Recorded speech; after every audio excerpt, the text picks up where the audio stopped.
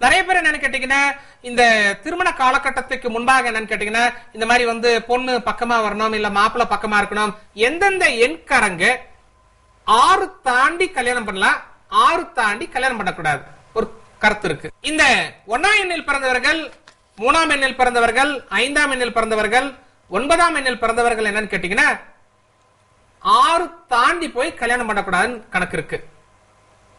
அதே என்னன்னு கேட்டீங்கன்னா 2ஆம் எண்ணில் பிறந்தவங்க, 4ஆம் நம்பர்ல பிறந்தவங்க, 6ஆம் நம்பர்ல பிறந்தவங்க, 7ஆம் நம்பர்ல பிறந்தவங்க, 8ஆம் நம்பர்ல பிறந்தவங்க ஒரு 6 தாண்டி போய் திருமணம் செய்யலாம் அப்படின்னு சொல்லிட்டு ஒரு கணக்கு இருக்கு.